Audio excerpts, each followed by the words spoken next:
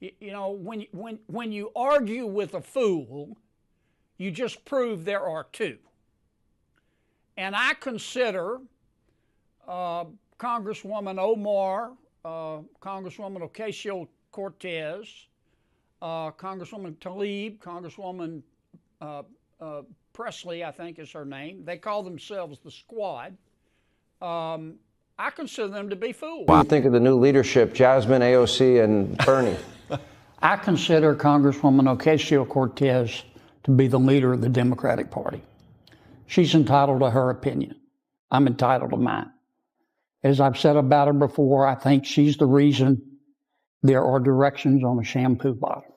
And our plan for dealing with her... You didn't plan that out. We got to hurry. Our plan for dealing with her is called Operation Let Her Speak. Senator John Kennedy just said what every American with common sense has been thinking. He called Ilhan Omar and the Squad fools who hate America. And after watching their response, it's hard to disagree.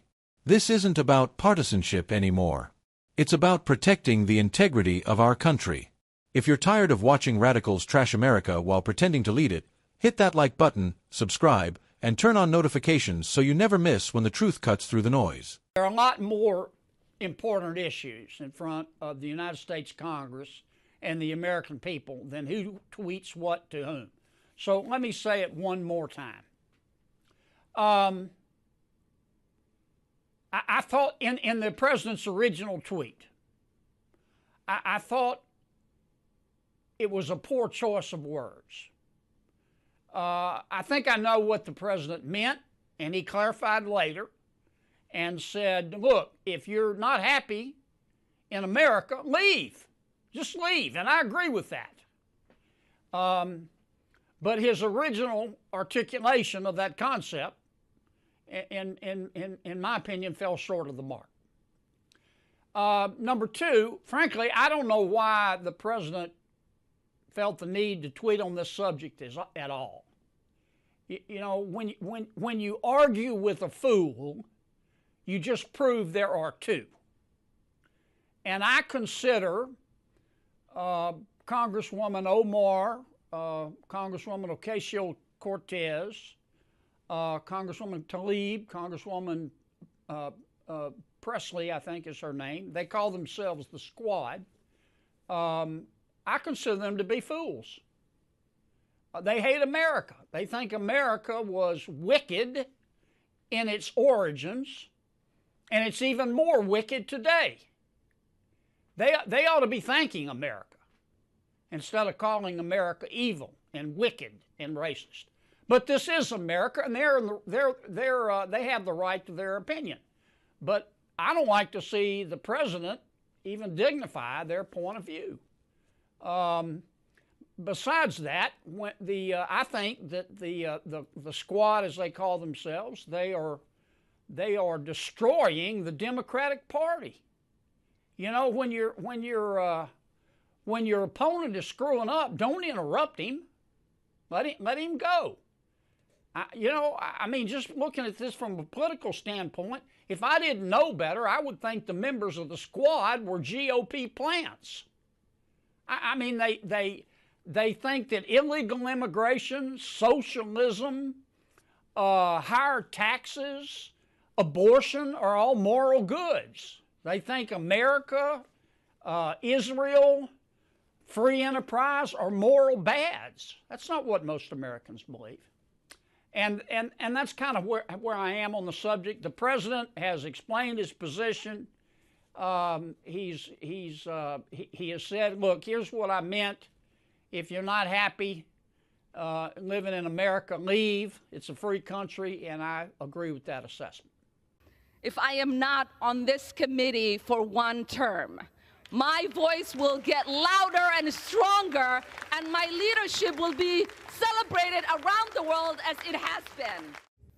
Today's resolution, as it relates to Representative Omar, details 6 statements she made as a sitting member of Congress that, under the totality of the circumstances, disqualify her from serving on the Committee on Foreign Affairs.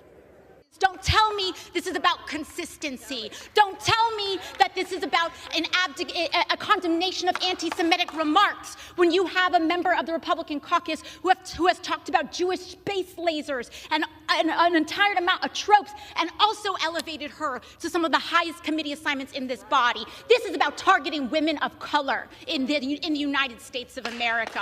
Don't tell me, because I didn't get a single apology when my life was threatened. The representative can say whatever the heck she wants, but we don't have to accept it or embrace it. Individuals who hold such hateful views should rightly be barred from that type of committee. This institution is better because of her leadership, and the Foreign Affairs Committee benefits from her perspective. So let's talk about what's really happening. Republicans are waging a blatantly Islamophobic and racist attack on Congresswoman Omar. And I've said it before, I will say it again. The white supremacy happening is unbelievable. This is despicable. We're not removing her from other committees. We just do not believe when it comes to foreign affairs, especially the responsibility of that position. Senator Kennedy's words weren't polished for the cameras. They were raw truth.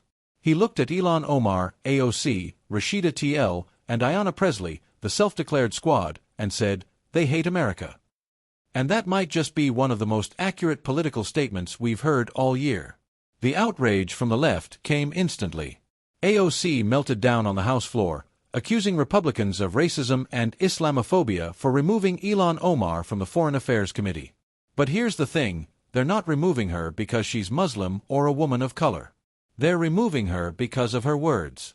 6 documented controversial statements that crossed the line. Statements that she herself had to apologize for. The squad loves to scream about oppression while sitting in the halls of power, paid by the very country they claim is evil. They rail against capitalism while living off of it. They call America racist, wicked, and irredeemable.